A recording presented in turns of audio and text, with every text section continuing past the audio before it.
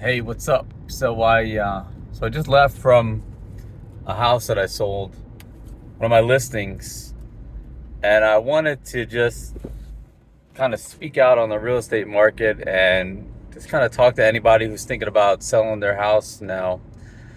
It's like things were so crazy last year, and there was so many real estate agents, and there's still a ton, but there's a ton leaving the business.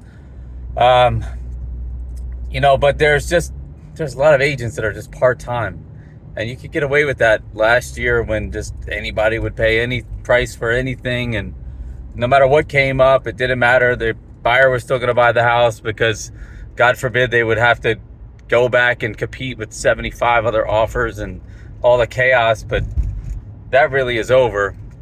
Everybody knows the rates are up, and they know that houses are sitting on the market for a little bit more, and the prices are still high, but kind of leveling off a little bit. But what most people don't realize is really what good agents are doing for you behind the scenes. And just case in point here, this house that I just listed, we had like 30 showings, but no offers, right? So I had to really dig in my feet and really push the agents that gave me some decent feedback saying that their person was potentially interested, to really push to get one buyer to come up and pay what we were asking, which was kind of a miracle in and of itself. Of course, when I'm listing a property, I'm like your attorney. I'm nobody knows that that's what's going on. They know there's a bunch of showings, and I'll try to drum up the activity. But I was a little bit worried about this one. So lo and behold, we get a buyer to pay the price, and that was work in and of itself. And sorry, I'm driving here in traffic, doing a video like a dummy, but I just left the house and wanted to say all this.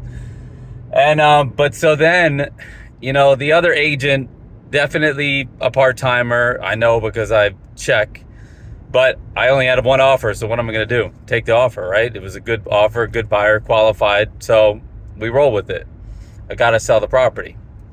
But so then things started happening during the transaction. It was hard to get answers, waiting 24 hours to get a response to something that if you text me, I'm going to respond back to you in 35 seconds or shorter. And, lo and behold, there was some inspection repairs. We were going back and forth about the repairs. My seller said, look, just say, we'll agree to the repairs. We'll do it.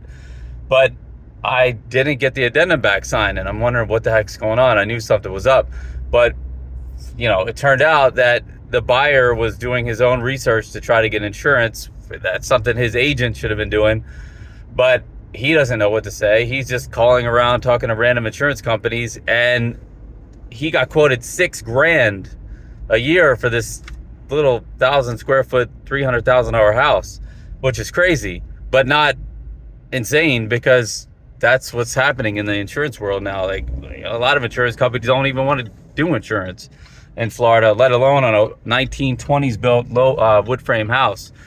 So, as a listing agent, I should never be getting insurance for the buyer, but that's just part of the job of a good experienced agent, is like, we just fight for the deal. So I got involved, and I have my contacts, and I searched around.